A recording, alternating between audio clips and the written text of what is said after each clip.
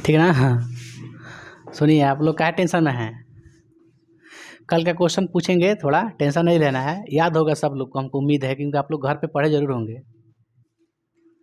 क्या ये हमको आभास हो रहा है कि आप लोग पढ़े हैं?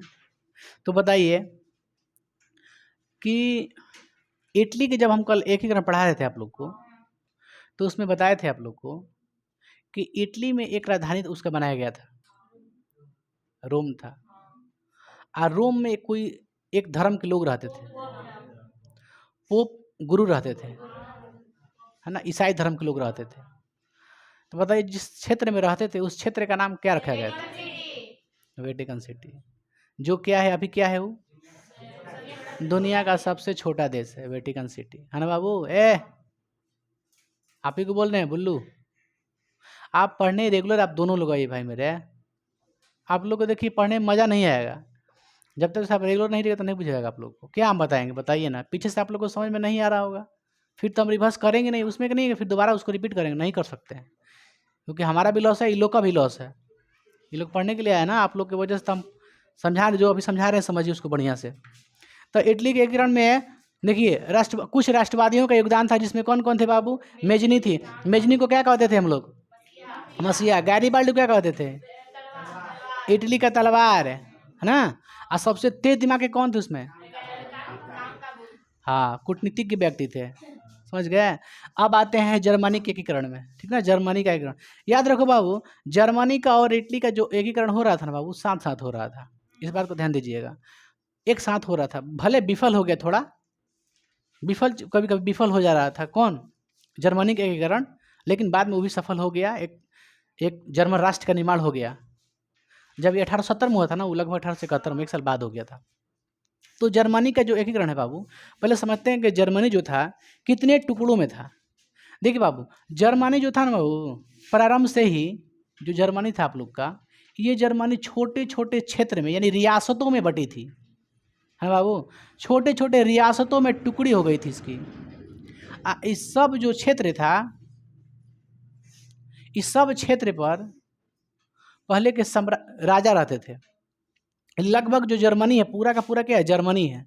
जर्मनी जो है ना, जर्मनी जो है लगभग 300 छोटे छोटे टुकड़ों में विभाजित था। 300, मोर देन 300। तो 300 छोटे छोटे क्षेत्र में क्या था? विभाजित था। लेकिन जैसे कि हम बता रहे थे आप लोग को कि इटली भी क्या था? छोटे छोटे भागों में बटा था। उसका भी एक समृद्ध, एक शक्तिशाली क्षेत्र था। कौन था?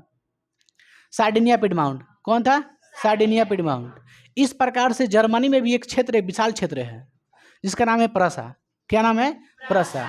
एक मान के चलिए कोई क्षेत्र है, बहुत बड़ा क्षेत्र है, समृद्ध विकासशील क्षेत्र है, जिसका नाम क्या है? प्रसा नाम है। समझ गए? तो आपने क्या जाना कि इटली के प्रारंभ में कितने टुकड़े थे? इटली के टुकड़े कितने थे? लगभग 300 थे, है ना। और सबसे उसका विकासशील समृद्ध क्षेत्र कौन था? प्रसा। प्रसा के बारे में थोड़ा देर से समझेंगे, फिलहाल अभी हम लोग समझते हैं। अरे सॉरी बाबू, जर्मनी ना, हम लोग क्या यार पढ़ा है, जर्मनी के ना टुकड़े थे 300। जर्मनी पढ़ रहे हैं हम लोग भाई मेरे। इटली का बोलिए आप लोग क्या लिख रहे हैं कम से कम। तो देखिए, जर्मनी जो है ना भाई, लगभग कितने टुकड़ों में था? 300 टुकड़े में था। याद करो, जब हम लोग फ्रांस की क्रांति पढ़ रहे थे, तो फ्रांस की क्रांति में जब 1789 की जब क्रांति हुई थी, तो जो लुई 16वां का हटाया गया था, तो वहाँ पे एक राजा बना था। कौन राजा था? नेपोलियन था। नेपोलियन फिर सम्राट कब बना था? 1804 में। कब बना था? 1804 में। 1804 में बना था सम्राट, तो बहुत सारे ऐसा अच्छा काम किया, राजतंत्र को समाप्त किया, हर जगह बेरोजगारी दूर किया, गरीबी दूर किया, बहुत अच्छा अच्छा काम किया, ऐसा बात नहीं है। अगल बगल के क्षेत्र में भी अच्छा अच्छा काम किया। तो जब फ्रांस में अच्छा अच्छा काम कर रहा था, तो अगल बगल के जितने भी देश थे, जैसे में आपका एक आता है जर्मनी, तो जर्मनी में भी गए थे घूमने के लिए। तो वहाँ पे देखे कि जो जर्मनी था ना बाबू, लगभग 300 छोटे छोटे टुकड़ों में बटी थी, क्षेत्र था, 300 छोटे छोटे रियासतों में बटी हुई थी। तो उस 300 छोटे छोटे रियासतों को मिला करके उन्होंने 1806 में लगभग 39 जर्मन राइन राज संघ की स्थापना कर दिया। कितना राइन राज संघ के? 39। तो नेपोलियन ने बताइए कब स्थापना की है टोटल की मिला करके 39 की? 1806 में। उसने क्या कर दिया? जर्मनी जो 300 टुकड़े में था उसको 39 को कर दिया। समझे? हमने क्या बोला कि 1806 में नेपोलियन ने जर्मनी के कितना क्षेत्र कर दिया एकजुट करके?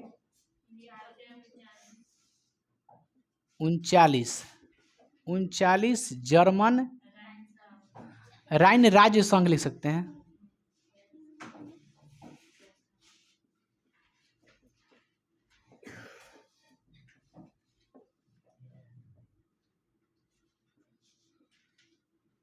यहां तक क्लियर हुआ? 300 छोटे छोटे से 39 को किसने किया? नेपोलियन ने किया। यानी जब एग्जाम में ये पूछे आप लोग से कि बताइए कि जर्मनी के एकीकरण में सर्वप्रथम किसने जर्मनी के एकीकरण का मार्ग प्रशस्त किया? नेपोलियन। प्रारंभ वही नींव डाला था। समझ गए? तो नींव डालने का काम कौन किया था? नेपोलियन। नेपोलियन ने 300 छोटे छोटे क्षेत्र को उसने मिला करके 39 स्टेट बना दिया था। समझ गए? इसे याद रखिए, एग्जाम में पूछता भी है 39 क्षेत्र कौन बनाया था। देखिए अब नेपोलियन का जो कार्यकाल था, जो थी फ्रांस के नेपोलियन का, बहुत सारा ऐसे काम किया, ऐसा बात नहीं है। तो जब नेपोलियन पराजित हो गया था 1815 में, 1815 में नेपोलियन का हो गया था पराजित होने के बाद एक सम्मेलन हुई थी, वियना सम्मेलन। वियना सम्मेलन में फ्रांस को भी जितना काम हुआ था, फ्रांस को भी रद्द कर दिया गया था, जितना काम हुआ था। अच्छा राजतंत्र फिर से स्थापित कर दिया गया था, फिर से बुर्बो वंश आ गया था। अब देखिए जर्मनी में जो था ना भाई मेरे, तो जर्मनी में कितना क्षेत्र उस समय था? 1815 बता रहे हैं आप लोग को, 39। अरे 300 नहीं है, अब 1806 में कितना हो गया? 39। तो जब तक सम्राट रहेगा, सिकंदर रहेगा, नेपोलियन, तक कब को रहेगा? 39 को रहेगा क्षेत्र। तो उस 39 क्षेत्र पे जब ऑस्ट्रिया जो था, ध्यान सुनिए हम क्या बोल रहे हैं, 39 जो क्षेत्र था, जब वियना सम्मेलन हुई थी, तो वियना सम्मेलन को लेकर के सिर्फ नेपोलियन के कार्यों का विरोध किया गया था। जो काम किया था ना, उसको फिर से समाप्त करके फिर से पुरानी व्यवस्था को लागू करना, उसका सिस्टम यही था वियना सम्मेलन का। तो फ्रांस में भी काम किया था, अच्छा जर्मनी में भी किया था। तो जर्मनी में जो कहा कि अब फ्रांस में तो पढ़ा दिया आप लोग को कैसे कैसे मतलब स्वतंत्र हुआ, चाहे कुछ भी हुआ। तो आगे क्या बता रहे थे आप लोग को? जर्मनी। तो जर्मनी में जो काम किया था ना, क्या किया था? तो 39 को जर्मन राज्य संघ की स्थापना किया था। कौन? नेपोलियन। तो जब 1815 में पराजित हो गया था, तो ऑस्ट्रिया जो था मेन था, कौन? वियना सम्मेलन का अध्यक्षता कौन किया था? ऑस्ट्रिया किया था ना, मेटरनिक के। तो सर्वे सर्वा इस सब पे कंट्रोल था मेटरनिक का, ऑस्ट्रिया का था। तो जर्मनी के जितने 39 क्षेत्र थे, इस सब पे कब्जा कौन कर लिया? मेटरनिक कर लिया, अपना वर्चस्व जमा लिया उस पर। तो 39 क्षेत्र पे किसका वर्चस्व था? मेटरनिक का वर्चस्व था। कब से हो गया उसका अधिकार? 1815 से। 1815 से लेकर के 1848 तक, जब तक कौन था? मेटरनिक था, तब तक से उसका जो एकीकरण है वो संभव नहीं था होना, क्योंकि अभी भी कितने टुकड़ों में है? 39 टुकड़ों में है। समझ गए? तो 39 गो के मिला करके देखिए, 39 गो टुकड़े कहने का मतलब कि एगो क्षेत्र अलग है, एगो क्षेत्र है ना। ऐसे जैसे नहीं होता है कि देश में कोई क्षेत्र है, जिससे हम लोग का कैसे है, स्टेट है, सब राज्य है। तो ऐसा बात नहीं है। जितना भी मुख्यमंत्री हैं, इस सब का कंट्रोल किसके पास है? पीएम, प्रधानमंत्री के पास है। यानी चाहे जनता के पास है, जनता के पास है कि नहीं है। लेकिन वहाँ पे ऐसे नहीं था। जैसे 39 राज्य है ना अपना वहाँ पे जर्मनी में, तो 39 राज्य पर जो वियना सम्मेलन हुई थी, उसके तहत ऑस्ट्रिया सब अधिकार कर लिया था। अपना अपना प्रतिनिधि बैठा दिया था उस पर, एक क्षेत्र पे, एक राज्य पे एक राजा बैठा दिया था कि तुम हर क्षेत्र पर रहो, तुम इस क्षेत्र पर हो, इस सब पर कंट्रोल रखो। मैंने इस सबको वही रखा था, इस सब पे राजा वही बनाया था। जितना 39 क्षेत्र है ना, इस सब अपना का चीज बना दिया था, प्रतिनिधि को रख दिया था, गद्दी दे दिया था कि तुम लोग इसे संभालो इसे। अब बताओ, जितना गद्दी दिया है, जितना प्रतिनिधि बनाया है, सब के सब प्रतिनिधि किसका है? मेटरनिक है। यानी अगर अल्टीमेटली हम लोग देखें तो किसका अधिकार उस पर है? मेटरनिक का है। क्योंकि 39 जो प्रतिनिधि है वो किसके कंट्रोल में है? मेटरनिक कंट्रोल में है। तो सब का सब पे अधिकार सर्वे सर्वा किसका था? मेटरनिक का था। देखिए बाबू, जो मेटरनिक था ना, तो मेटरनिक की वजह से जो एकीकरण की था जर्मनी का, वो नहीं हो पाया, 1848 तक नहीं हो पाया। उसके बाद हालांकि बहुत सारा तीव्र हो गई वहाँ की जनता जो था ना, तीव्र हो गई, धीरे धीरे एकीकरण हो गया। लेकिन समझिए 1815 में, ध्यान सुनिए, 1815 में नेपोलियन की पराजित होने की वजह से वियना सम्मेलन के तहत ऑस्ट्रिया जो था, इस पे क्या कर लिया? अधिकार कर लिया। इस पे किसका अधिकार हो गया? ऑस्ट्रिया का अधिकार हो गया। यानी 1815 में किसका अधिकार हो गया? जर्मनी पे। जर्मनी के 39 क्षेत्रों पर ऑस्ट्रिया का वर्चस्व हो गया। ऑस्ट्रिया यानी मेटरनिक का, सोच लो भाभी, इस चुट्टा का 3900 पर कंट्रोल हो गया। ये कब तक रहा वहाँ पे मेटरनिक, आपको पता है, इस पढ़े भी हैं 1848 तक।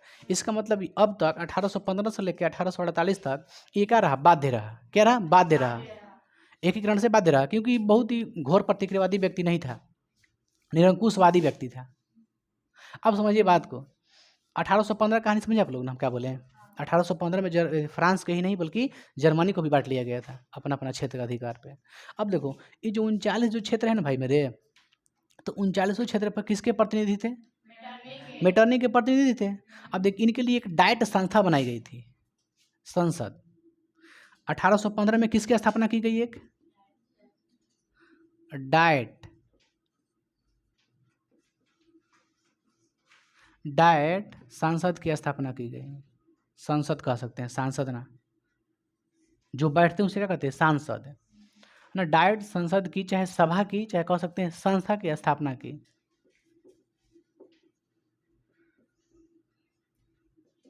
है ना। अब देखिए जो 39 जो राजा थे ना, उसमें जो 39 पे 39 राजा थे, वो मेटरनी के थे, लेकिन मेटरनी के यहाँ से नहीं थे। यानी कहाँ के थे, जर्मनी के ही थे। जर्मनी के लोगों को ही जो मतलब उसके पक्ष में था उसी को बनाया था, समझ गए। अब डाइट एक संस्था थी जिसमें क्या थे, जिससे कि हम लोग कैसे पार्लियामेंट है, लोकसभा है, राज्यसभा है, तो लोकसभा में एमपी जाके सब लोग बैठता है कि ना, संसद भवन में नहीं जाकर बैठता है सब पार्लियामेंट में। तो उसी प्रकार डाइट एक संसद भवन थी। इसमें जितने भी 39 के प्रतिनिधि थे ना, तो जाके इसमें इन लोग की बैठकें होती थी, बैठते थे। लेकिन इसमें जो था ना भाई मेरे, इसमें इन जो लोग थे, जो 39 राजा थे, जो प्रतिनिधि थे, उनमें राष्ट्रवादी का जो था, राष्ट्रवादी की जो भावना थी वो अभाव थी उसकी। राष्ट्रवादी का क्या था, अभाव था उसमें, माने राष्ट्रवादी जो भावनाएं थे उनमें नहीं थी। यानी वो देश के बारे में कोई बात नहीं सोचते थे, देश के लिए कोई काम नहीं करते थे। हालांकि थे वहीं के, लेकिन उन लोगों के पास मेन बात था ना कि वो लोग कैसे काम करें, उस पर दबाव डाला गया था ऊपर से, मेटरनी का दबाव था। वो लोग बेचारा क्या कर सकता है, तो वो लोग कोशिश भी करता था ना। तो समझ लिए डाइट जो थी ना, शासकों का मंच था, वो शासकों का मंच था, एक तरह से दबा के रखा था उसको। तो इन लोग ना, देखिए डाइट के जो लोग थे, हम कह सकते हैं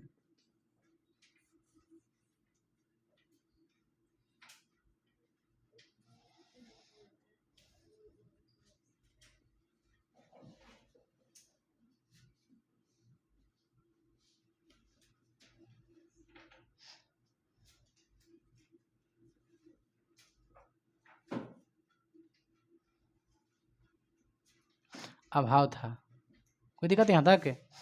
डाइट के जो प्रतिनिधि थे, डाइट के प्रतिनिधि मतलब डाइट में बैठते हैं लोग, जो राजा 39 क्षेत्र के, जैसे हम लोग को जो इतना एमपी है ना, जैसे भारत में कितना टोटल लोकसभा का सीट है, 540 है ना, 540 है, 42 है, 43 है, सॉरी, 543 कहाँ जाके बैठते हैं, भवन में, संसद भवन में। उसी प्रकार 39 क्षेत्र के जो थे ना प्रतिनिधि, वो जाकर डाइट में बैठते थे। अब समझ लिए डाइट किसकी संस्था, आपसे पूछेंगे कि डाइट जो डाइट था वो लोकतांत्रिक जनता का डाइट था, संस्था थी, कि सिर्फ और सिर्फ उस शासकों का था, शासकों था ना, इसमें जनता का कोई बोलचाल नहीं था, समझ गए।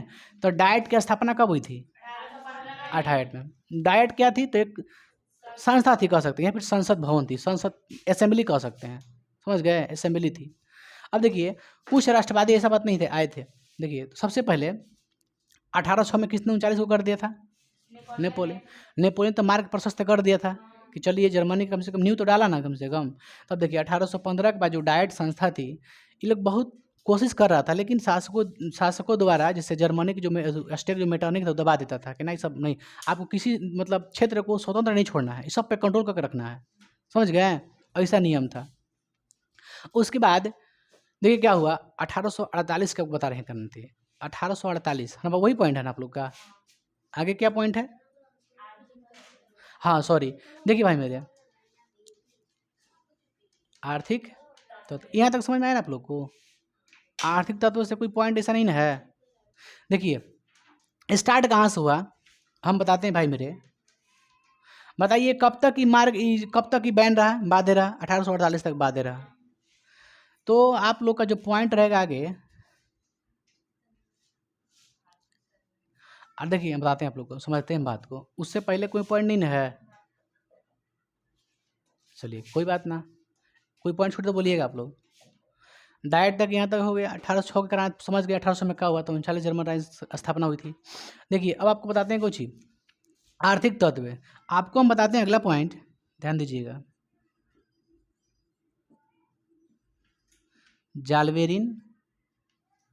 जालवेरिन संस्था, सुनिए ध्यान से बाबू, इसका सबसे विकासशील क्षेत्र कौन था? प्रसा था। अब प्रसा के शासक पता है कौन था? कैसे सार्डिनिया पिटमैन कौन था शासक? Victor Emmanuel. तो इसी प्रकार प्रसा के कौन था? फ्रेडरिक, ठीक है बाबू, फ्रेडरिक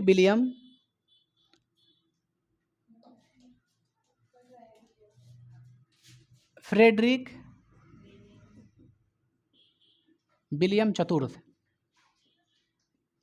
यही था। कहाँ का शासक था? हाँ, यानी जर्मनी जो क्षेत्र था उसमें सबसे बड़ा क्षेत्र, सबसे समृद्ध क्षेत्र कौन था? प्रसा था। सबसे विकासशील क्षेत्र प्रसा था। प्रसा के ही जिसे कैसे था आप लोग को इटली में सार्डिनिया पिडमाउंट ही अधिकतर युद्ध लड़ा था, समझ गए? वहीं के जो शासक था विक्टर इमैनुअल, उसी की वजह से पूरा इटली का एकीकरण हुआ था, समझ गए? इसमें आपका प्रसा है। प्रसा का शासक कौन है? Frederick William. देखिए जो फ्रेडरिक विलियम था ना भाई मेरे, तो इसको समझाते हैं थोड़ा सा। समझाने के बाद, फ्रेडरिक विलियम में राष्ट्रवादी भावना का अभाव था, समझ गए? ऐसा बात नहीं था, ये भी कोशिश कर रहा था एकीकरण करने की, लेकिन इसमें बहुत सारा कमी था, इसलिए ये असफल व्यक्ति रहा था। चलिए उसके बाद बताएंगे आपको, पहले समझिए जालवेरिन संस्था। जो प्रसा था ना भाई, तो प्रसा के नेतृत्व में एक जालवेरिन संस्था की स्थापना की गई, है ना? वो व्यापार करने के लिए था, जिससे जिससे कि मुक्त व्यापार के लिए था। किसके लिए था? ये मुक्त व्यापार के लिए था संस्था। यानी जैसे 39 क्षेत्र है ना, जैसे ये क्षेत्र है और ये कोई राज्य है, दोनों राज्य है, ये दोनों में क्या होता है कि आयात निर्यात किसी सामान का होता था, और इस पे टैक्स को हटा दिया था ताकि मुक्त व्यापार हो, है ना? निःशुल्क संघ कह सकते हैं इसको, शुल्क संघ, है ना? कस्टम ड्यूटीज कहते हैं इंग्लिश में, कस्टम ड्यूटीज। तो कहने का मतलब है कि दो राज्य है, दो राज्यों के बीच में जो सामान का जो लेन देन होता है, चाहे जो व्यापारिक जो संबंध होता है, व्यापार करने के लिए जो टैक्स लगता है, जैसे कि यहाँ से हमको बिहार जाना है उत्तर प्रदेश में, तो मान लिया हमको बॉर्डर क्रॉस होकर जाना है उत्तर प्रदेश का, यूपी का, तो आप सोच के देखिए वहाँ पे कुछ टैक्स ले ले, टैक्स लेगा ना जी, कहीं ना कहीं बॉर्डर पर टैक्स लेगा आपसे। आप गाड़ी लेके जाइए, टैक्स लेगा, रोड टैक्स ले लेगा आपसे, लेगा कि नहीं लेगा? तो उसी पर इसने क्या कर दिया, प्रसा ने जोड़ दे के क्या किया, उसने एक जालवेरिन संस्था की स्थापना कर दी। किसके लिए? व्यापारियों के लिए। किसके लिए? व्यापारियों के लिए। तो व्यापारियों के लिए इसने जालवेरिन संस्था बना दिया, जिसके तहत व्यापार जितना करिएगा ना आप लोग करिए, उसमें कोई टैक्स आपको नहीं देना है, मतलब मुक्त व्यापार कीजिए, एक दूसरे से जुड़े रहिए। जुड़ने का मतलब ये है ना कि जब आम पब्लिक जुड़े रहेगी तो इकट्ठा रहेगी, एक तरह से इकट्ठा करने के लिए, बस समझे, लोगों को एकजुट करने के लिए जालवेरिन संस्था की स्थापना की गई थी। काहे के लिए? व्यापार करने के लिए, ताकि एक नहीं होता है आर्थिक होता है ना, अर्थव्यवस्था जोड़ दिया, एक राज्य के दूसरे से अर्थव्यवस्था जोड़ दिया। जोड़ने से क्या होता है कि लेन देन होता रहता है, तो आदमी के मतलब नहीं होता, मतलब मिलजुली रहता है थोड़ा सा। तो जनता को, पब्लिक को इकट्ठा करने के लिए कहा कि ना मुक्त व्यापार, सगरी जाकर व्यापार करो, कोई दिक्कत नहीं है, प्रसा जोड़ दीजिए। प्रसा की देन से ही स्थापना हुई थी जालवेरिन संस्था, समझ गए? तो जालवेरिन एक संस्था थी किसकी? व्यापारियों की। एग्जाम में क्वेश्चन पूछता है, जालवेरिन एक संस्था थी किसकी? व्यापारियों की, है ना? जालवेरिन एक संस्था थी किसकी? व्यापारी। जालवेरिन संस्था क्यों बनाया गया था? ताकि मुक्त व्यापार हो सके। इसमें क्या नहीं लिया गया? इसमें टैक्स को खत्म, टैक्स लिया गया, इसमें कर को नहीं लिया गया, है ना? अर्थव्यवस्था को जोड़ने के लिए, लोगों को एकजुट करने के लिए इसको स्थापना किया गया था।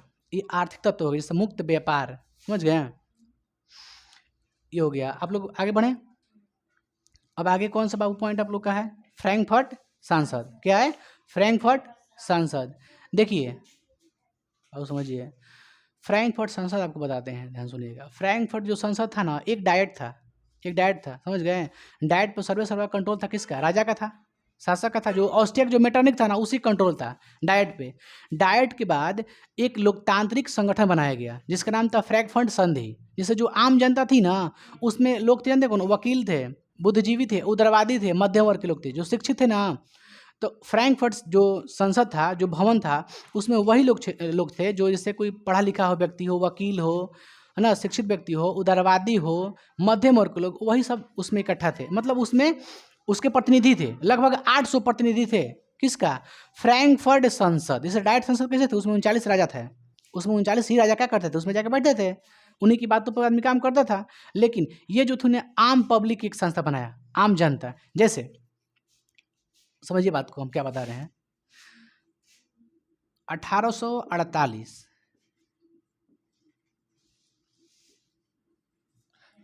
फ्रैंकफर्ट संसद या सभा कह सकते हैं, समझ गए। देखिए याद कीजिए 1815 से 1848 तक जर्मनी का एकीकरण बाध्य रहा मेटरनी की वजह से। 1848 में ऑस्ट्रिया से उसको भागना पड़ा। क्यों भागना पड़ा? क्योंकि फ्रांस में एक क्रांति हुई थी, जोरदार क्रांति, लुई फिलिप के खिलाफ हुई थी ना। लुई फिलिप के खिलाफ फ्रांस में हुई थी, और ऑस्ट्रिया की जनता भी उसके खिलाफ कर दिया, और उसको मजबूरन कहाँ भागना पड़ा? इंग्लैंड भागना पड़ा। तो अब देखिए जब इंग्लैंड भाग गया, ऑस्ट्रिया के मेन जो खतरनाक था, जो जर्मनी पे कंट्रोल करके रखा था, वो तो भाग गया। अब लोगों के बीच में इस जो फ्रांस में क्रांति हुई थी उसको लेकर के इसका प्रभाव किस पे पड़ गया? जर्मनी पे, क्योंकि इटली पे पड़ा था ना। आप जान रहे हैं इटली पे पड़ा था तो इटली का एकीकरण हो गया था। उसी प्रकार उसी समय जर्मनी पे भी पड़ा था, समझ गए।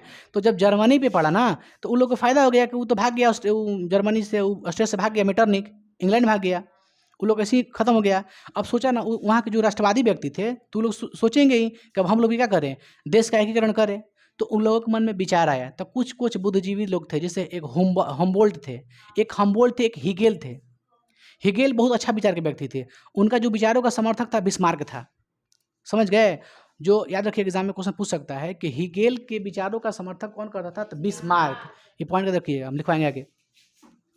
तो बाबू आपको बताते हैं आपको 1847 की फ्रैंकफर्ट की संसद, इसकी स्थापना कब हुई? 1848 में हुई।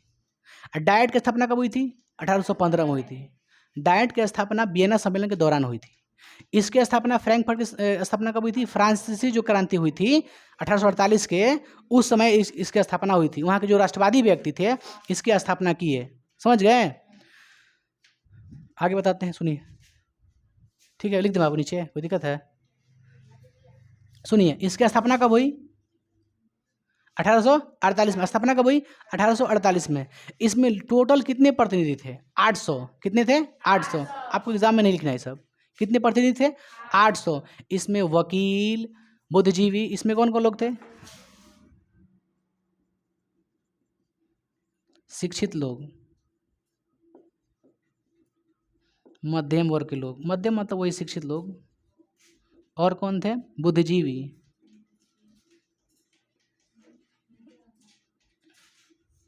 चलिए मिटा देते हैं बाबू, देखिए यहाँ पे लिखते हैं। कुछ कौन थे? बुद्धिजीवी। बुद्धिजीवी में कौन कौन थे? बुद्धिजीवी में कुछ लोग थे जैसे हिगेल, हम्बोल्ट, समझ गए, ये सब बुद्धिजीवी लोग थे। आइए, एक था, देखिए बाबू क्या हुआ, जब 1848 की क्रांति का प्रभाव इस पे पड़ा, किस पे? जर्मनी पे जब पड़ा, 1848 की फ्रांसीसी जो क्रांति थी उसका प्रभाव किसे पड़ा? जर्मनी पे पड़ा। तो जर्मनी के मन में विचार में ये आया कि हम लोग भी क्रांति करें। वहाँ के जो राष्ट्रवादी लोग थे उन लोगों ने क्या किया ना कि जितने थे ना, जो फ्रैंकफर्ट संसद थी, जो फ्रैंकफर्ट की संसद के जो प्रतिनिधि थे, जितने प्रतिनिधि थे, इस सब को बुलाया, एक सेंट पॉल चर्च में बुलाया। कहाँ बुलाया था? लिख देते हैं बाबू यहाँ पे, देखिए ना आगे पॉइंट इसके बाद लिखते हैं, सुनिए।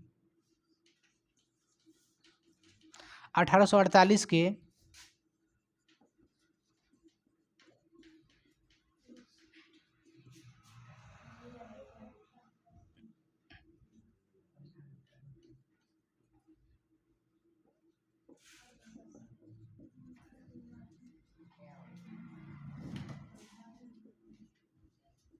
नहीं आ रहा है?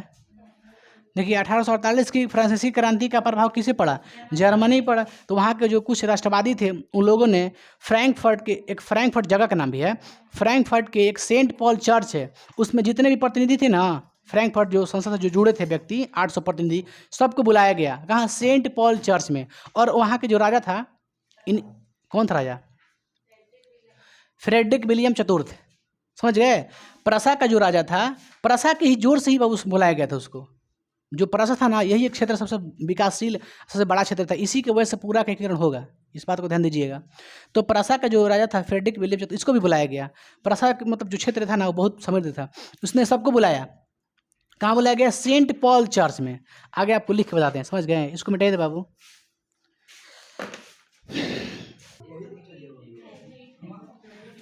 बाबू रे सुनिए आप लोग,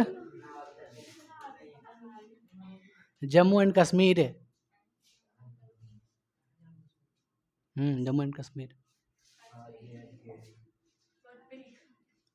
जास्को और पीर पंजाल एंड बीच में है, तुमको दिखाई नहीं दे रहा, हम देख लिए। ना ना बीच में पूरा बड़ा। हाँ सुनिए, आप लोग का हंसने का कारण, हंसी मत, क्वेश्चन पूछ देंगे मुंह बना लीजिएगा, इसलिए आगे बढ़ते हैं। तो हम लोगों ने देखा 1848 तक हम लोग पहुंच गए हैं। 1815 से 1848 तक मेटरनी के वजह से जर्मनी का एकीकरण बाध्य रहा। उसके बाद लोगों ने, बहुत सारे लोगों ने कार्यकाल काम किया अपना। पहले किया कि अर्थव्यवस्था को जोड़ दिया, जलवेरीन संस्था बना दी ताकि लोग क्या कर सके, व्यापार कर सके, मुक्त व्यापार कर सके, मुक्त कर दिया एकदम। उसमें टैक्स कर वगैरह वगैरह चीज़ नहीं लगाया गया। इसलिए एग्जाम में क्वेश्चन पूछता है कि जलवेरीन एक संस्था थी, किसकी? व्यापारियों की। याद रखिएगा, क्वेश्चन पूछती है एग्जाम में, ध्यान दीजिए आप लोग। तो 1848 में हम लोग क्या पढ़े थे भाई? फ्रैंकफर्ट ना, क्या पढ़ते थे?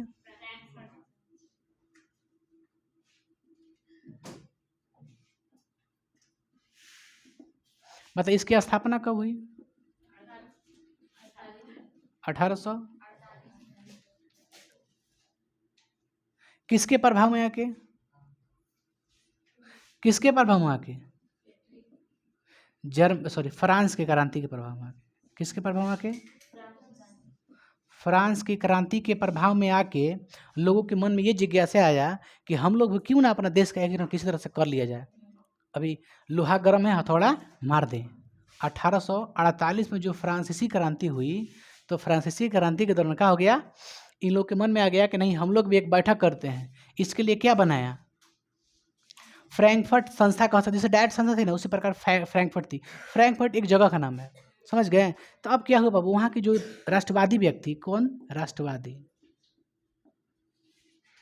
राष्ट्रवादी व्यक्तियों ने क्या किया कि फ्रैंकफर्ट में जो इसके मेंबर थे, जो प्रतिनिधि थे, उन लोगों की एक बैठक बुलाया गया प्रसा के कहने पर, क्योंकि प्रसा उस समय बहुत ही विकासशील, बहुत ही समृद्ध था, क्षेत्र था। तो उन लोग जितने भी राष्ट्रवादी थे, वहाँ के राष्ट्रवादी जो देश के बारे में सोचते थे, उन लोगों ने कहा कि फ्रैंकफर्ट संसद के जितने प्रतिनिधि हैं वो कहाँ आके उसकी बैठक होगी। एक बैठक बुलाया, जो राष्ट्रवादी थे क्या बुलाया? बैठक। किन की बैठक बुलाया? इनके प्रतिनिधि के, इनके देखिए, फ्रैंकफर्ट संसद के जितने प्रतिनिधि, जितने इसमें शामिल लोग थे, जैसे कौन कौन शामिल थे? बुद्धिजीवी लोग, पढ़े लिखे लोग, वकील, ये सब लोग थे। इस सब की एक बैठक बुलाया। बैठक कहाँ बुलाया? सेंट पॉल चर्च में। फ्रैंकफर्ट जगह है, वहीं पे क्या है? Saint Paul church. Saint Paul church में क्या बुलाया गया? बैठक। उस बैठक में कुछ बातें कही गई। उसमें एक मुख्य बात ये कही गई कि राजा को सम्राट बनाया जाएगा। राजा कब बनाया जाएगा? सम्राट। राजा कौन था? जो ये जर्मनी है उसका मुख्य क्षेत्र था प्रसा। प्रसा के कौन था शासक? फ्रेडरिक विलियम चतुर्थ, ठीक ना? तो ये था, इसको भी बुलाया गया, ये भी बैठा। इसको बोला गया कि आप क्या बन जाइएगा? सम्राट। सम्राट बनने के लिए इनको दिया गया, उद्देश्य दिया गया, आप सम्राट बन जाइएगा। तो इसने क्या किया बाबू? इसने कहा, देखिए, इसने कहा, इसमें जो बैठक हुई थी इसमें क्या कहा गया था कि राजा को क्या बनाया जाएगा? राजा को सम्राट बनाने के लिए, सम्राट सभी राजाओं का एक राजा होता है, उससे क्या बोलते हैं? सम्राट। जैसे बाहुबली देखे हैं आप लोग, नाम सुने बाहुबली में माहिष्मति के? तो राजा को क्या बनाने के लिए कहा गया, उद्देश्य कहा गया? सम्राट।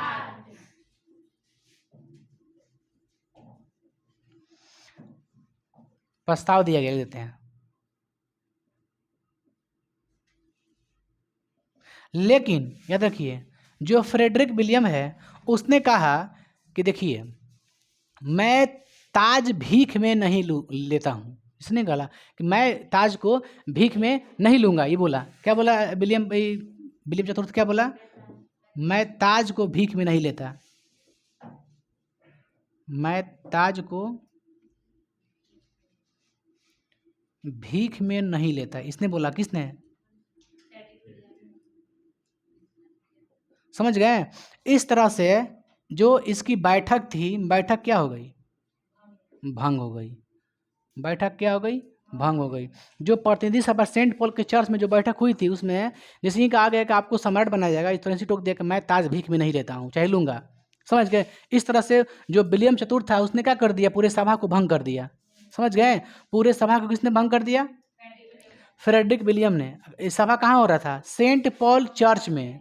चर्च कहाँ था? फ्रैंकफर्ट में, है ना? फ्रैंकफर्ट एक संसद बनाई गई थी। फ्रैंकफर्ट एक संस्था बनाई गई थी जिसके तहत 800 प्रतिनिधि थे, जिसमें वकील, बुद्धिजीवी, शिक्षित, उदारवादी, मध्यम वर्ग के लोग थे। ठीक है? उन्हीं को बुलाया गया था कहाँ? सेंट पॉल चर्च में। उस सेंट पॉल चर्च में भी कौन आया था? विलियम चतुर्थ आए थे। उनको क्या दिया गया था? बोला गया सम्राट बनिएगा एकीकरण के बाद। तो बोला कि मैं ताज को भीख में नहीं लेता हूँ। इस तरह से ये जो आपका बैठक था, वो क्या कर दिएगा? सभा को भंग कर दिएगा। सभा का हो गया। समझ गए? तो फ्रैंकफर्ट संसद क्या हो गई? भंग। फ्रैंकफर्ट संसद क्या हो गई? भंग। याद रखिए, लेकिन फ्रैंकफर्ट संसद एक लोकतांत्रिक संसद थी, लोगों का संसद था वो। समझ गए? आम पब्लिक, आम जनता का वो संसद था। लेकिन डायट जो थी ना, स्पेशली राजा का संसद था वो, उसमें वही लोग बैठे थे सिर्फ और सिर्फ। तो इस तरह से जो आपका फ्रैंकफर्ट संसद है, फ्रैंकफर्ट ई का हो गया, भंग हो गया, पूरा पूरा सभा ही भंग हो गया। समझ गए? विलियम चतुर्थ पूरा रद्द, सबको नष्ट तहस कर दिए सबको। कहा कि नहीं, मैं सम्राट नहीं बनूंगा। इस तरह से पूरा क्या हो गया? सभा उसका भंग हो गया। सभा भंग होने के बाद इसकी मृत्यु हो गई। किसकी? फ्रेडरिक विलियम की मृत्यु हो गई। फ्रेडरिक विलियम की अचानक क्या होगी? मृत्यु।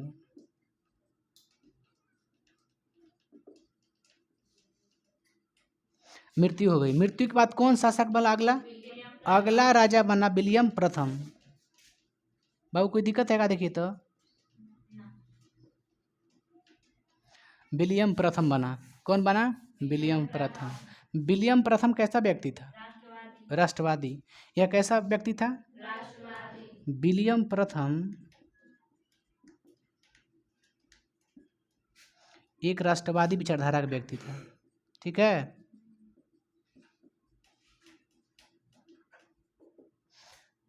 याद रखिए, इसी ने बिस्मार्क को अपना प्रधानमंत्री नियुक्त किया।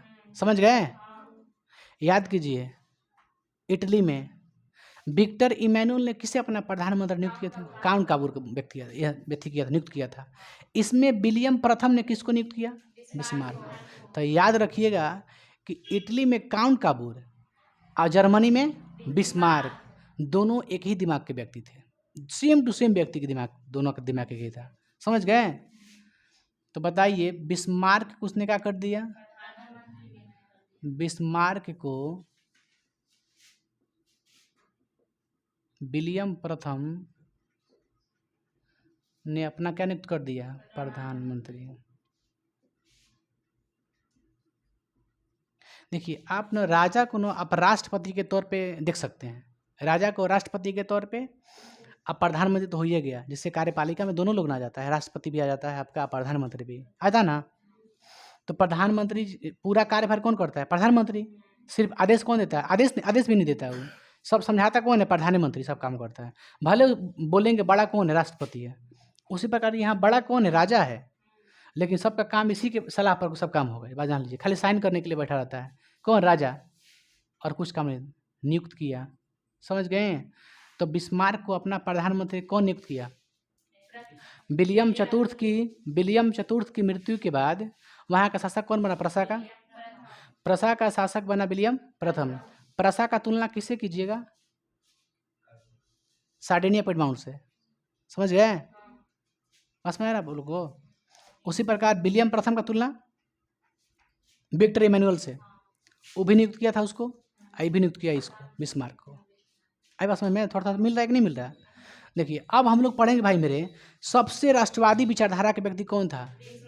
बिस्मार्क था। इसी के बारे में हम लोग पढ़ेंगे। अब हम लोग देखेंगे भाई मेरे, बिस्मार्क की भूमिका क्या देखेंगे? बिस्मार्क की भूमिका क्या थी? इसी के अंडर में क्या हो गया था? एकीकरण। यह कैसा व्यक्ति था? यह राष्ट्रवादी और कूटनीतिज्ञ ना, और बताइए, राजनीति के लिए देते हैं, इसमें भी राजनीति का अच्छा ज्ञान रखता था, अच्छी समझ, लिख सकते हैं एकदम उसी प्रकार, उसमें भी लिखते थे, कांड कौन लिखते हैं कि नहीं लिखे थे, तो इसमें भी इनका भी यह राष्ट्रवादी विचारधारा के लोग थे और कूटनीतिज्ञ थे, मतलब दिमाग चाल चल कोनो काम करते थे, है ना। आगे देखते हैं इसके बारे में। इनका जन्म कहाँ हुआ था? प्रसा में। कहाँ हुआ था? प्रसा में। कब हुआ था? 1815 में। इनका जन्म जो हुआ था कहाँ हुआ था? प्रसा में हुआ था। जन्म कहाँ हुआ था? कब हुआ था? 1815 में, है ना। अब आइए, इन्होंने बोला, देखिए ये किन के विचारों के समर्थन करते थे, बताएं शुरू बार। ये किन के विचारों के समर्थक थे? हिगेल के, बोले थे इससे पहले, बोले ना हिगेल के। कौन कहते? हमबोल्ट थे, हिगेल थे। तो हिगेल के विचारों का समर्थन कौन करता था? बिस्मार्क के। तो ये हिगेल के विचारों के समर्थक थे, यह हिगेल के विचारों के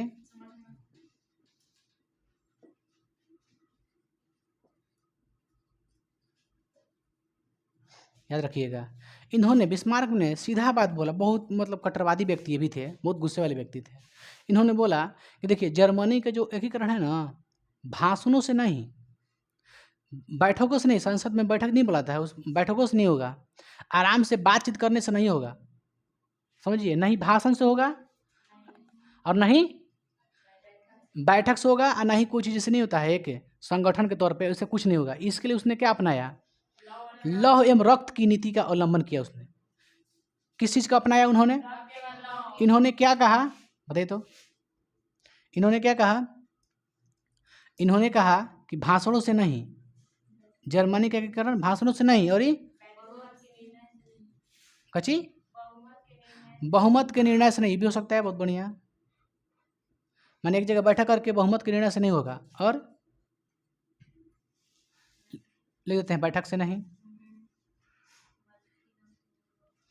इन्होंने किस चीज़ को अपनाया? बल्कि क्या कहा?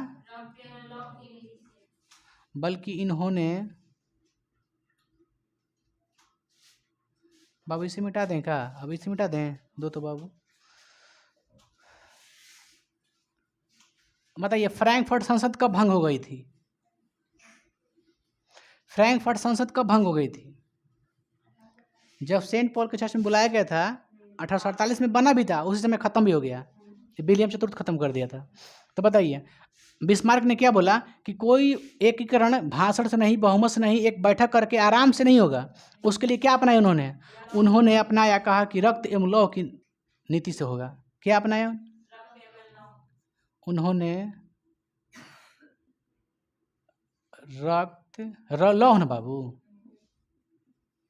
लौह एवं रक्त की नीति को अपनाया। समझ गए? बिना युद्ध से, बिना तलवार से काटे कुछ एकीकरण होने वाला नहीं है। इसके लिए लड़ाई झगड़ा करना पड़ेगा, बात से नहीं होगा। तो उसने क्या चीज़ का अपनाया? लौह एवं रक्त की नीति को अपनाया। लौह एवं रक्त की नीति को अपनाया। एग्जाम में क्वेश्चन पूछता है कि लौह एवं रक्त की नीति का अवलंबन किसने किया था? लौह एवं रक्त की नीति का अवलंबन किसने किया था? बिस्मार्क। समझ गए? जालबेरी एक संस्था थी, किसकी? व्यापारियों की। जालबेरियन संस्था किसके कहने पर, किसके दबाव में स्थापना हुई थी? प्रसा। उसका मेन वही था क्षेत्र है, वो प्रसा के कहने पर उसकी स्थापना हुई थी। तो बताइए लौह एवं रक्त की नीति को किसने अपनाया? बिस्मार्क ने। समझ गए? इस तरह से उन्होंने क्या किया बाबू? अपना अवलंबन स्टार्ट कर दिया, अपना भूमिका निभाने लगा एकीकरण के लिए। उन्होंने कहा सबसे पहले क्या करना पड़ेगा? युद्ध करना पड़ेगा। तो उन्होंने 3 युद्ध लड़ा। कुछ पॉइंट है क्या? नहीं ना। उन्होंने क्या लड़ा? 3 युद्ध लड़ा। सुनिए ध्यान से आप लोग, उन्होंने कितने युद्ध लड़े? 3 युद्ध लड़ा।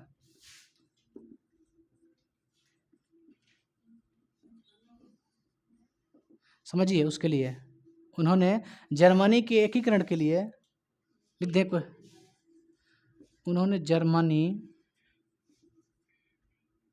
जर्मनी के एकीकरण के लिए बिस्मार्क कहाँ के था? प्रसा का था। बिस्मार्क ने 3 युद्ध लड़ा। बाबू रे, कितने युद्ध लड़ा? जर्मनी के एकीकरण के लिए बाबू इन्होंने, बिस्मार्क ने 3 युद्ध लड़ा। कितने युद्ध लड़ा बाबू? 3, याद रखिए। मेन आपको बिस्मार्क का है ना लिखना है आपको, याद रखिएगा। बिस्मार्क बहुत इंपॉर्टेंट इसका मेन, समझ गए? तो बिस्मार्क ने 3 युद्ध लड़ा। कौन कौन लड़ा पहले समझिए, ट्रिक समझिए। डे ऑफ डे ऑफ है ना, ये ट्रिक है आप लोग का। अब देखिए, पहला डे से डेनमार्क और किस में युद्ध हुआ? प्रसा में ना, माने बिस्मार्क में। बिस्मार्क कहाँ का था? प्रसा का था। तो प्रसा और किसके बीच हुआ? डेनमार्क से पहला युद्ध लड़ा। प्रसा के किसके बीच? ई लड़ा गया था 1864 में। 1864 में भाई मेरे, किसके किसके बीच युद्ध हुआ? प्रसा और डेनमार्क। क्योंकि जर्मनी का जो क्षेत्र था उस पर डेनमार्क भी कब्जा करके रखा था। ऑस्ट्रिया तो था ही, पूरा पूरा ऑस्ट्रिया था, लेकिन कुछ कुछ क्षेत्र पर किसका अधिकार था? डेनमार्क का था। इसलिए पहला युद्ध किससे लड़ा? डेनमार्क से लड़ा। समझिए बात को, डेनमार्क से। बताइए, डेनमार्क ने कौन कौन क्षेत्र पे कब्जा करके रखा था? सेल्सविग, हॉलस्टीन। डेनमार्क के अधिकार में कौन कौन क्षेत्र था?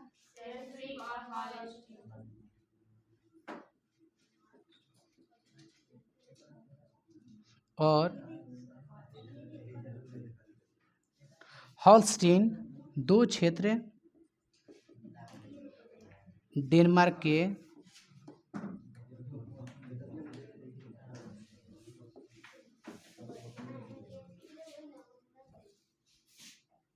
सुनिए बाबू, बिस्मार्क ने पहले किससे लड़ाई किया? डेनमार्क से। डेनमार्क से इसलिए कहा क्योंकि इसके पास 2 क्षेत्र इसका था। कौन कौन? सेल्सविग और एगो हॉलस्टीन, है ना। एक सेल्सविग एक हॉलस्टीन था। 2 क्षेत्र था, किसके पास था? डेनमार्क के पास था। तो पहले पहले बिस्मार्क लॉ एवं रक्त की नीति किसके पास अपनाया जा करके? डेनमार्क के साथ अपनाया। कहा कि ठीक है तुमसे लड़ेंगे, लेकिन उसने भी चाल चला, कूटनीति के चला। उसने क्या किया कि इससे लड़ने से पहले, इससे युद्ध करने से पहले, डेनमार्क से युद्ध करने से पहले उसने ऑस्ट्रिया से संधि कर ली। पहले क्या कर लिया? ऑस्ट्रिया से संधि मिल लिया, तुम बीच में, तुम अपना सैनिक मुझको दे देना। सैनिक लेने के लिए उससे क्या कर लिया? संधि कर लिया। तो आप बताइए, याद कीजिए बाबू, जब वो इटली भी संधि किया था किससे? फ्रांस से। तो फ्रांस कुछ मांगा था उससे? 2 निस और सेवाय। निस और सेवाय 2 क्षेत्र मांगा था। अब बताइए, यहाँ पर भी ऑस्ट्रिया को क्या कह दिया कि तुम हमको साथ दो, सैनिक दो अपना, हम क्या दे देंगे आपको? हॉलस्टीन। क्योंकि देखिए, ये भी जो था ना, काउंट कवर किया था, वो भी सैनिक को क्या करते थे? सैन्य पर शक्ति चाहते थे। अब बिस्मार्क भी यही नीति था, उसने क्या किया? उसने सैनिक को बढ़ाना शुरू कर दिया। सैनिक को बढ़ाने के लिए क्या किया? ऑस्ट्रिया संधि कर लिया। ऑस्ट्रिया संधि करने के बाद क्या कहा कि हॉलस्टीन तुम ले लेना। उसी ने हॉलस्टीन दिया, कहा कि 2 क्षेत्र मेरा है, एक क्षेत्र तुमको दे देंगे, ऑस्ट्रिया को दे देंगे। एक क्षेत्र का, सॉरी, एक क्षेत्र तुमको दे देंगे, किस? ऑस्ट्रिया का ना। हाँ, तुम ले लेना हॉलस्टीन है, मैं ले लूँगा क्या? सेल्सविग। कम से कम एक क्षेत्र तो मेरा आएगा ना। इसने क्या किया? इसलिए यह युद्ध हुआ, इसलिए कहते हैं, इसलिए यह युद्ध हुआ। इसमें सबसे पहले इन्होंने अपना कूटनीति का परिचय कैसे दिए? इन्होंने क्या किया? इन्होंने, लिख दें, इन्होंने ऑस्ट्रिया से क्या कर लिया? से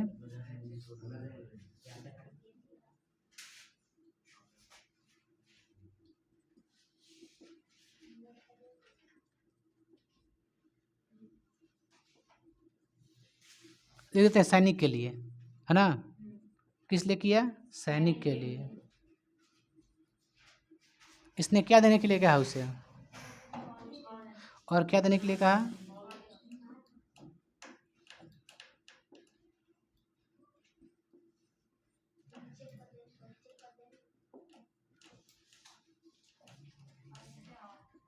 नहीं आएगा।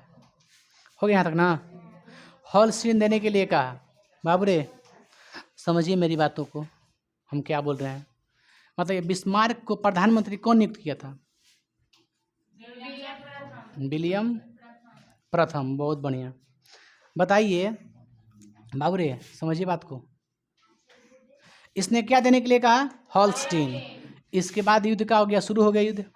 इस युद्ध में ऑस्ट्रिया का हो गया, सॉरी डेनमार्क का हो गया। इस युद्ध में डेनमार्क का हो गया पराजित हुआ, हो गया ना। अब परिणाम क्या हुआ? परिणाम यह हुआ कि सेल्सविग प्रशा को हॉलस्टीन ऑस्ट्रिया को दे दिया गया।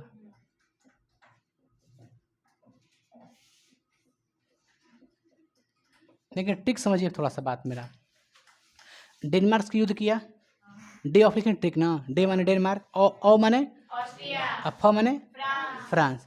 तो जब डेनमार्क से युद्ध किया तो किससे संधि कर लिया? ऑस्ट्रिया से। और जब ऑस्ट्रिया से करे तो किससे कर लेगा? फ्रांस संधि कर लेगा। माने इससे करेगा, इससे युद्ध किया तो इसको संधि बना कर मिला लिया, जब इससे करेगा तो इसको मिला लेगा, संधि कर लेगा। समझ गए क्या बोल रहे हैं हम? तो इस तरह से लड़ाई कर रहा था ये कूटनीति के परिचय देते हुए। तो अब बताइए दो क्षेत्र था, सेल्सविग और हॉलस्टीन। हॉलस्टीन किसको दे दिया गया? ऑस्ट्रिया का ना, ऑस्ट्रिया को दे दिया गया जिस तरह बात की गई थी। उसके बाद डेनमार्क हार गया, ये चला गया, कुछ क्षेत्र इसको हो गया ना, एक कुछ क्षेत्र आया ना कम से कम। उसके बाद एक और लड़ाई युद्ध, कब युद्ध लड़ा गया? अगला युद्ध दूसरा किसके साथ? ऑस्ट्रिया के साथ। किसके साथ? नहीं लड़ेगा कि नहीं लड़ेगा? क्यों नहीं लड़ेगा? क्यों लड़ेगा? हॉलस्टीन लिया है ना। तब अब बताइए कब लड़ा? 1866 में। याद कीजिए, देखिए ऑस्ट्रिया के साथ इसने क्या कर दिया? युद्ध स्टार्ट कर दिया। बताइए यह युद्ध किसके लिए था? यह युद्ध है हॉलस्टीन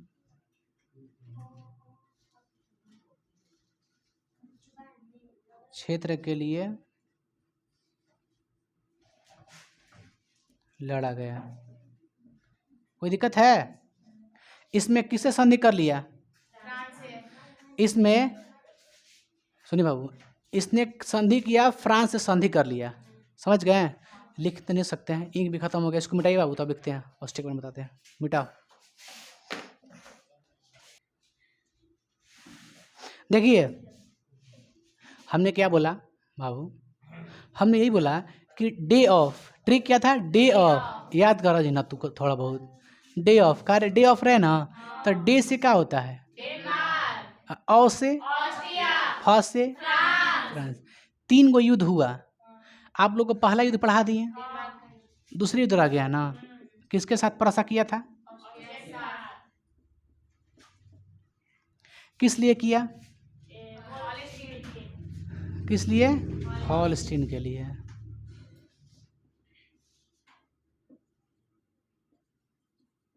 देखिए सबसे पहले क्या किया बिस्मार्क ने? क्या किया ना बाबू? फ्रांस से संधि कर लिया। फ्रांस से कहा कि तुम रहना तटस्थ, हाँ स्थिर रहना, तुम किसी के बीच में इंटरफेयर मत करना, ठीक है। कहा कि ठीक है, जो क्षेत्र अगर हम जीतेंगे ना तो कुछ अपना क्षेत्र, जो प्रशा का जो कुछ क्षेत्र है, जो जर्मनी कुछ क्षेत्र तुमको दे देंगे। फ्रांस को कह करके, दिलासा दे करके और उसको तटस्थ कर दिया। तो किससे संधि किया?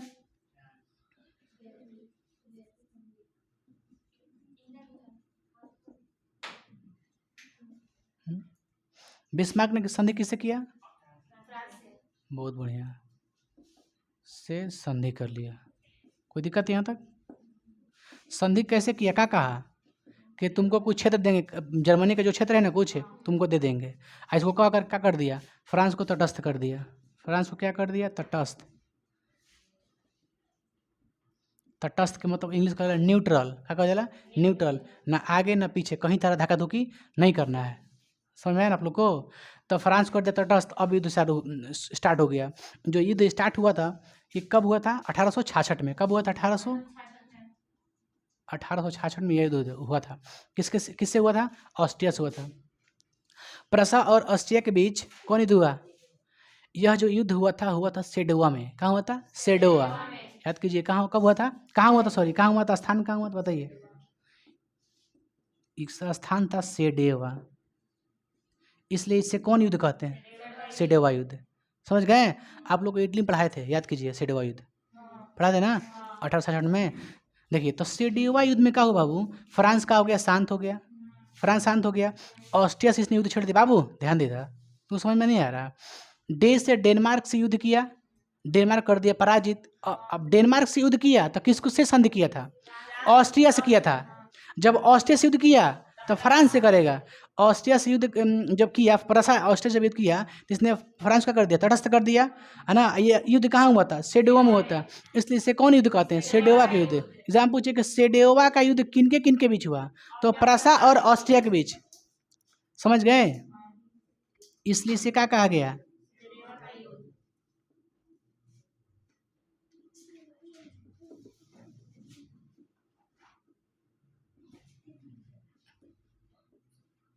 एक बात ध्यान दे लीजिएगा, इटली का एक क्षेत्र था, इटली का एक क्षेत्र था वेनेसिया। कौन क्षेत्र था, वेनेसिया। वेनेसिया पर अधिकार था प्रसा का, किसका था, प्रसा का, क्योंकि वियना सम्मेलन में वो भी था, रूस, प्रसा, ऑस्ट्रिया और इंग्लैंड था ना। तो प्रसा अधिकार किस पे रखा करके रखा था, वेनेसिया पे, समझ गए, वेनेसिया पे प्रसा का अधिकार था। अब समझिए, अब क्या किया, इटली का किया बाबू, इटली ने सीधे तौर पे समर्थन दिया, प्रसा का कर दिया समर्थन, किसका कर दिया, प्रसा का। जब प्रसा और ऑस्ट्रिया के बीच ये युद्ध हो रहा था तो इसमें तटस्थ कौन रहा, फ्रांस रहा। लेकिन इसको जिसने नहीं होता है कूटनीति के तरीका से, जो विलियम थे, कौन, विक्टर इमैनुअल थे, उन्होंने अपना सैनिक किसकी तरफ से भेज दिए, प्रसा की तरफ से भेज दिए, ऑस्ट्रिया से युद्ध लड़ने के लिए। समझिए बात को हम क्या बोल रहे हैं, इटली ने क्या भेज दिया, इटली ने इनको क्या भेज दिया, इनको सेना भेजा, पर इटली ने प्रसा को सेना सहायता दिया, समझ गए। सेना सहायता के बाद समझिए, सेना सहायता मिल गया, इस युद्ध में क्या हो गया था, पराजित कौन हुआ था, ऑस्ट्रिया। तीनों के तीनों जीत गया था वो, कौन, प्रसा। 3 को युद्ध लड़ा और तीनों के तीनों जीत गया था। समझिए बात को, इसमें फ्रांस को क्या रख दिया, तटस्थ कर दिया, और सेना किसे ले लिया, इटली से ले लिया सेना। इसका सेना भी मजबूत हो गया, किसका, ये किसके बीच हो रहा है युद्ध, प्रसा से हो रहा है, किससे हो रहा है, प्रसा से हो रहा है। ये प्रसा से नहीं हो रहा है बाबू, हम लोग पढ़ रहे हैं जर्मनी के एकीकरण के लिए बिस्मार्क द्वारा लड़ा गया युद्ध, लड़ा गया है ना। अब बिस्मार्क कहा था, प्रसा के था, इसलिए हम बिस्मार्क ना लिखकर क्या लिखते हैं, प्रसा लिखते हैं, समझ गए, क्योंकि प्रसा, बिस्मार्क कहाँ के था, प्रसा के था। तो प्रसा और ऑस्ट्रिया के बीच में फ्रांस क्या रहा, तटस्थ। इटली ने क्या दे दिया, प्रसा को सेना दे दिया। क्यों दिया, क्योंकि इस जानता था, ये जानता था कि हम संधि नहीं किया था कोई, जिससे कहने का मतलब है कि प्रसा से कोई संधि नहीं किया था, डायरेक्टली ये भी दे दिया था सेना, किसको, प्रसा को दे दिया था, कौन, इटली दिया था, समझ गए। वो जानता था कि मेरा क्षेत्र एक है वेनेसिया, ये जरूर दे देगा हमको, तो इसने कर दिया। चलिए भाई, इटली ने सेना दे दिया उसको, प्रसा को, प्रसा यहाँ पर विजेता हो गया। जीतने के बाद वेनेसिया किसका हो गया, वेनेसिया को प्रसा ने क्या कर दिया, सौंप दिया। आपको पढ़ाए थे चीज़, इटली में पढ़ाए थे ना, कि इटली का जो वेनेसिया क्षेत्र है, सेडोवा के युद्ध के दौरान प्रसा से क्या ले लिया था युद्ध करके, चाहे जिससे भी लिया हो।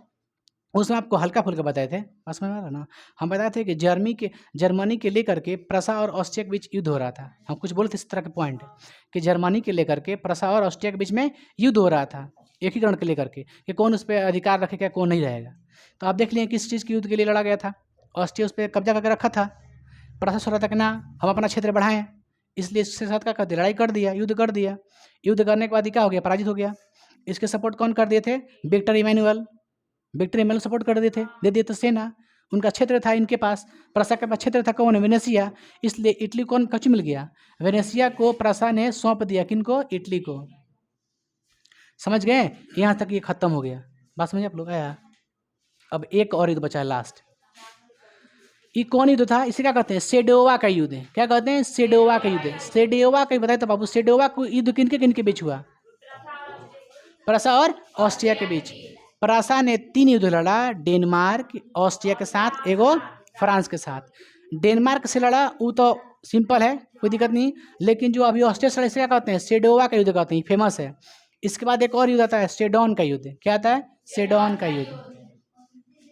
अब आइए आगे बढ़ते हैं बाबू, तीसरा कौन युद्ध हो गया, फ्रांस के साथ, है ना। ये जो फ्रांस के साथ युद्ध हाथ बढ़ाया था दोस्ती के, बात समझिए, हाथ बढ़ाया था दोस्ती के कौन, प्रसा, कि तुम रहो तटस्थ, फिर इसी के साथ युद्ध करना पड़ा उसे। देखिए रीजन कुछ नहीं था, इसके पास कोई रीजन ही नहीं था लड़ाई करने का फ्रांस के साथ, क्योंकि फ्रांस में अधिक से अधिक क्षेत्र इसका कब्जा करके रखा था जर्मनी का, समझ गए, उसके पास भी इसका क्षेत्र था। लेकिन ये सोचा कि फ्रांस से तो कैसे लड़ाई करना है, इसको बोल दिया कि तुम रहो शांत रहो, तटस्थ रहो, कोई ऑप्शन भी नहीं मेरे पास, कोई तरीका नहीं, डायरेक्ट कैसे युद्ध कर सकते हैं उसको। उसको बोले भी थी कि तुम क्षेत्र मेरा रख लेना, चाहे ले लेना, वो रखा है उसको, हम खुद बोले थे, पर ऐसा बोल रहा है, बिस्मार्क बोल रहा है, तो उससे कैसे युद्ध करें, इसके पास कुछ ऑप्शन नहीं था, समझ गए। अब देखिए बाबू क्या किया, आपको डायरेक्टली यहाँ पे लेते हैं, ये कब युद्ध हुआ था, 1870 में। इसके पास, प्रसा के पास कुछ ऑप्शन नहीं था लड़ाई करने का फ्रांस के साथ, तो सोचा कुछ ना कुछ मिल जाए हमको ऑप्शन, तो देखा स्पेन में राजगद्दी खाली हो गया था। स्पेन जो देश है वहाँ पे जो राजशाही जो होता है ना, राजगद्दी, तो राजगद्दी क्या हो गया, खाली हो गया था। अब राजगद्दी पे बात ये रहा कि राजा गद्दी पे बैठेगा कौन, कौन गद्दी पे बैठेगा, इसलिए अब जो गद्दी पे बैठेगा, स्पेन के जो गद्दी पे बैठेगा, वो बैठने का अधिकार था सिर्फ और सिर्फ प्रसा के राजशाही परिवार के व्यक्ति का, जो प्रसा के जो राजा के घर के जो व्यक्ति हों, उन्हें बैठने का अधिकार था उस पर, स्पेन के गद्दी पे। स्पेन स्पेन अलग देश है, स्पेन पे बैठने का अधिकार किसको था, प्रसा के शाही परिवार के, जैसे कोई राजा खानदानी, समझ, उसको बैठने का अधिकार था। तो स्पेन से इस घोषणा हो गया कि इस गद्दी पे किसका अधिकार होगा बैठने का, प्रसा का अधिकार होगा। लेकिन तकलीफ हो गया नेपोलियन तृतीय को, फ्रांस को तकलीफ हो गया, उसने क्या किया, इसके बारे में स्पेन बोल दिया, इससे कह दिया, प्रसा से कह दिया कि तुम ऐसी करो, जिससे नहीं होता है एक वादा, संधि करो, हमसे बोलो कि हम कभी भी स्पेन की गद्दी पे नहीं बैठेंगे। उसके बारे में कुछ कुछ भला बुरा भी कह दिया, फ्रांस कह दिया। अब क्या किया प्रसा, क्या किया बाबू, उसको बढ़िया से तरोड़ मरोड़ के, उसको थोड़ा सा नहीं, थोड़ा बात बोलेगा ना उसको बढ़ा चढ़ा के, कैसे मीडिया वाला होता है, थोड़ा बात कहिएगा ना उसको पूरा बढ़ा चढ़ा के बोल देता है। उससे उसने क्या किया, प्रसा क्या किया कि जितना बात बोला था ना फ्रांस से, यानी नेपोलियन तृतीय, कि तुम गद्दी मत बैठो, तुम उस लायक नहीं हो, गद्दी संभालने लायक तुम नहीं हो, इसने क्या किया कि समाचार पत्र में, प्रसा बिस्मार्क क्या किया, समाचार पत्र में बढ़िया से उसको तरोड़ मरोड़ के बढ़िया से एकदम लिख ला के उस मंड भंड नेपोलियन तृतीय के खिलाफ पूरा छपवा दिया अखबार में, समझ गए। इस तरह से गुस्सा हो गया कौन, नेपोलियन तृतीय, गुस्सा हो गए पूरे। अब कह दे कि हम तुमसे युद्ध करेंगे, समझ लीजिए। इसने युद्ध करने के लिए कुछ नहीं बोला था, प्रसा नहीं बोले थे युद्ध करने के लिए, ये सोच रहे थे कुछ ना कुछ ऑप्शन, जानबूझ के लिख के छपवाया था अखबार में, कौन, प्रसा किया था। देखिए ये किस लिए हुआ, स्पेन की गद्दी के लिए हुआ, किस लिए हुआ, स्पेन की गद्दी के लिए लड़ाई हुआ था, याद रखिए। इसमें अधिकार किसका था, अधिकार था प्रसा का, प्रसा के राजा, कोई राजा के परिवार का, किसी का भी, समझ गए। इसमें इंटरफेयर कौन कर दिया, नेपोलियन तृतीय, कह दिया कि ना तुम मत बनो, तुम ऐसे हो, इसका विरोध कर दिया, समझ गए।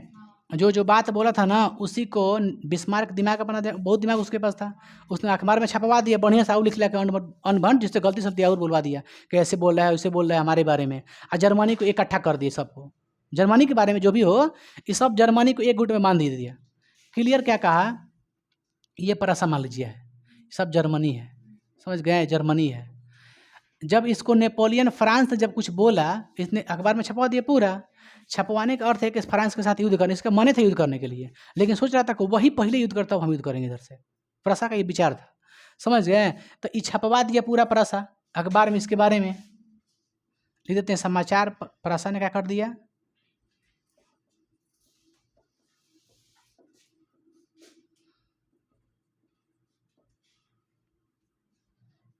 लिख देते हैं गलत,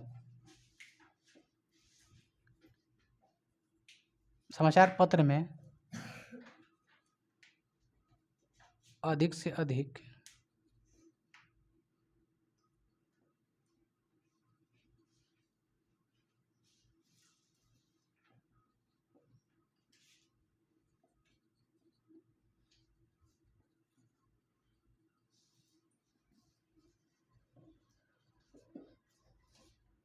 समझ गए, बहुत अकच बकच छपवा दिया। इस तरह से जर्मनी के जितने भी लोग थे ना, जितना भी क्षेत्र था, ये सब प्रसा के क्षेत्र में, प्रसा के साथ मतलब जुड़ गए, सब इकट्ठा हो गए, जुड़ गए, ये सब हम समझ गए ना, ये लास्ट पॉइंट है इन लोग का। तो इस तरह से अब क्या कर दिया, नेपोलियन के बारे में जितना छपवाए थे ना गंदा चीज़, जितना चीज़ लिखवाए थे, अब नेपोलियन का रहा नहीं गया, वो भी था अपने आप के बहुत विरोधी व्यक्ति था, बहुत कट्टरवादी व्यक्ति था, ही कह दिया कि अब तुमसे हमारा रिश्ता नाता का हो गया, खत्म। रिश्ता बंधन का हो गया, टूट गया। बंधन का हो गया, टूट गया, क्योंकि बंधन मजबूत नहीं था। बंधन टूट गया, अब युद्ध करने के लिए कह दिया। कौन? नेपोलियन तृतीय। नेपोलियन तृतीय ने युद्ध चाह भी रहा था, बिस्मार्क चाह रहा था कि हम युद्ध करें, जो मेरा क्षेत्र यदि फ्रांस के पास है वो अपना ले ले। ये चाह भी रहा था बिस्मार्क, इसलिए उकसा के जानबूझ के छपवाया था अखबार में। समझ गए? युद्ध हो गया किसके बीच? फ्रांस और प्रसा के बीच। दोनों के बीच युद्ध खतरनाक हो गया, जारी हो गया। यह युद्ध कब हुआ? 1870 में। समझ गए? 1870 में यह युद्ध कहाँ हुआ था? सेडोन जगह पे हुआ था।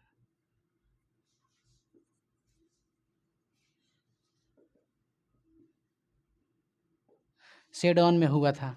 समझ गए? सेडोन में किन किन के बीच युद्ध हो गया? दो बाबू कपड़ा, बाबू दो इरेजर। किसके बीच हो गया? फ्रांस और प्रसा के बीच हो गया। सेडोन का युद्ध किन के बीच हुआ?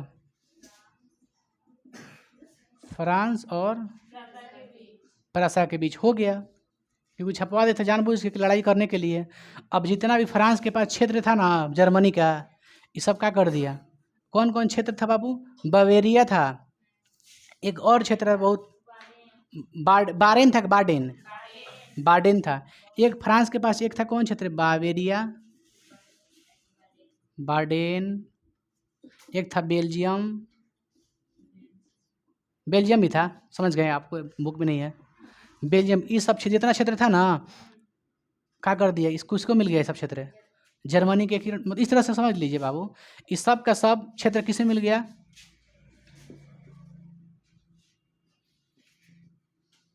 जर्मनी के साथ सभी क्षेत्र जुड़ गए, लिख देते हैं। हाँ, जुड़ गए अंतिम रूप से बाबू। सुनिए ध्यान से बाबू, ध्यान दीजिए। ये जब सेडोन का युद्ध हो रहा था, समझिए, याद कीजिए, जब सेडोन का युद्ध हो रहा था तो किसके बीच हो रहा था? फ्रांस और प्रसा के बीच। याद कीजिए कब हुआ था? 1870 में हुआ था ना। 1870 में हुआ था। फ्रांस युद्ध कर रहा था किससे? किससे कर रहा था? प्रसा ले। अब फ्रांस ने अपनी सेना हटा ली कहाँ से? रोम से। कहाँ से हटा ली? रोम से। रोम से हटा ली, इटली के लिए आसान हो गया, वहाँ पे सेना है नहीं। इटली चढ़ाई करके रोम का अधिकार में ले लिया। याद कीजिए, बताए थे कल आप लोग को। समझ गए? तो फ्रांस ने क्या कर दिया? अपनी सेना कहाँ से हटा लिया? इटली के रोम से हटा लिया, इसी युद्ध में, सेडोन के युद्ध में। समझ गए? इधर से इटली उसका भी हो गया था, रोम भी हो गया था। यही था। तो बताइए, अंतिम रूप से फ्रैंकफर्ट की संधि हुई। क्यों सी हुई? देखिए लेते हैं, फ्रैंकफर्ट की संधि 1871 के तहत संपूर्ण जर्मनी का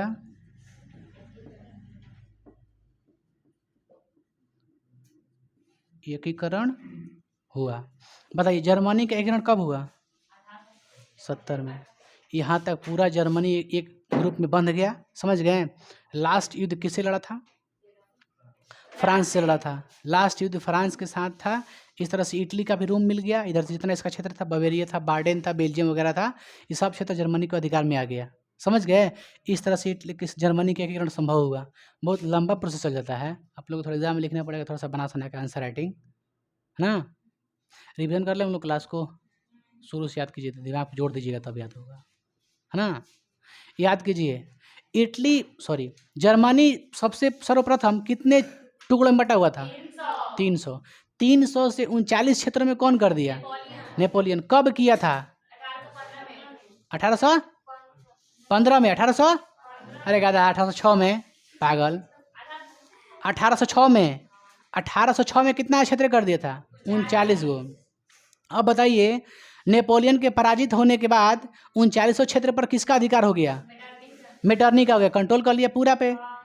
अब बताइए, 1815 में जब मेटरनी कंट्रोल कर दिया तो जर्मनी में एक संस्था भी बनाया, कोची? डायट। क्या बनाया? डायट किसका संस्था था? मेटरनी का था। उसके प्रतिनिधि कौन थे? उसके प्रतिनिधि कौन थे? 39 क्षेत्र के राजा। कह सकते हैं प्रतिनिधि थे। और उस पर किसका कंट्रोल था टोटल सर्वा? मेटरनिक का था। 1815 में जब नेपोलियन का पतन हो गया था ना, उस समय ये संस्था बना था। समझ गए? अब देखिए 1815 से लेकर 1848 तक ये बाध्य रहा, जर्मनी का एकीकरण क्या रहा? बाध्य रहा। क्यों बाध्य रहा? क्योंकि उस पर मेटरनिक का वर्चस्व हो गया था। समझ गए? अब बताइए, बाध्य होने के बाद फिर से राष्ट्रवादियों के बीच जो देश के एकीकरण की भावना थी, कब जगी? 1848 में। जब 1848 की फ्रांसीसी क्रांति हुई थी लुई फिलिप के खिलाफ, उस समय वहाँ की जनता क्या थी? उग्र हो गई। वो भी जनता का सोच रही थी कि हम लोग किसी तरह से अपना जो जर्मनी है उसका क्या करें? एकीकरण कर लें। इसलिए 1848 में एक संसद का गठन किया गया। कोची? फ्रैंकफर्ट संसद का गठन किया गया। फ्रैंकफर्ट संसद की एक बैठक बुलाई गई। कहाँ? सेंट पॉल चर्च में। सेंट पॉल चर्च में सभी के सभी प्रतिनिधि आ गए। उसमें कौन कौन प्रतिनिधि थे? फ्रैंकफर्ट जो संसद बनी थी उसमें कौन कौन प्रतिनिधि थे? मध्यम वर्ग, वकील, शिक्षित, ये सब लोग थे ना। आम जनता थी, जनता भी उसमें भागीदारी थी। उन लोगों की बैठक कहाँ बुलाई गई? चर्च में। कौन चर्च था? सेंट पॉल कहाँ चर्च था? फ्रैंकफर्ट में। कहाँ था? फ्रैंकफर्ट में। उसमें विलियम चतुर्थ को भी बुलाया गया था, याद है? विलियम चतुर्थ को क्या बनने के लिए कहा गया? सम्राट। क्या सम्राट बना? उसने क्या कहा? मैं ताज भीख में नहीं लूंगा। उसके बाद वो संसद क्या हो गई? भंग हो गई। इस तरह से फ्रैंकफर्ट के जो संसद था भंग हो गई, खत्म हो गई। उसके बाद विलियम प्रथम आया राजा बन के। समझिए, कौन आया? विलियम प्रथम राजा बन के आया। उसने अपना एक दिमागियल व्यक्ति को अपना प्रधानमंत्री नियुक्त किया। किसको? बिस्मार्क अपना प्रधानमंत्री नियुक्त किया। अब बिस्मार्क की सबसे अधिक भूमिका थी एकीकरण करने में। समझ गया? बिस्मार्क कहा कि आसानी से बोल के, भाषण दे के, है ना, एक जगह बैठ के, इससे कुछ होने वाली नहीं है। लाठी गोजी तलवार उठाओ, यानी लौह एवं रक्त की नीति को अपनाओ। उसने बोला कि लौह एवं रक्त की नीति को अपनाओ, क्योंकि उसने हीगेल के विचारों को पढ़ा था। हीगेल के समर्थक थे, क्योंकि हीगेल कौन थे? बुद्धिजीवी व्यक्ति थे। समझ गए? तो हीगेल के विचारों के समर्थन करते थे कौन? बिस्मार्क। इसलिए उन्होंने क्या बोला कि लौह एवं रक्त की नीति को तुम लोग अपनाओ। उन्होंने भी अपनाया इसको। इसलिए उन्होंने क्या किया? 3 युद्ध लड़ा।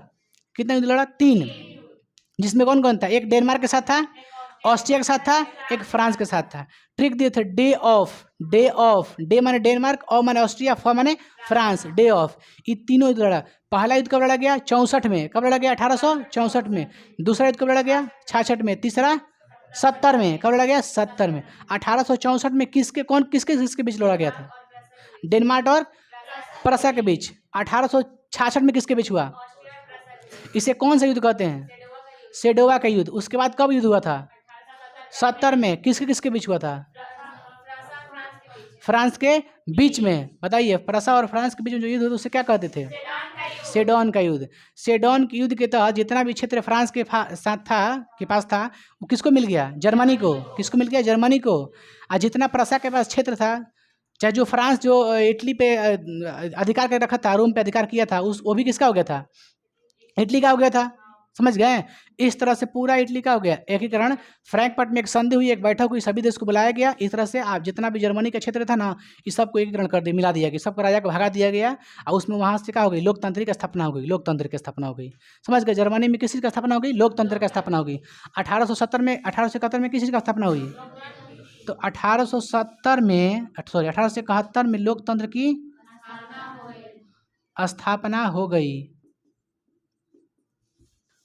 स्थापना हुई तथा विलियम प्रथम क्या बनाया गया? तथा विलियम प्रथम को सम्राट बना दिया गया। समझ गए? विलियम प्रथम का बना दिया गया सम्राट, क्योंकि पहले क्या था?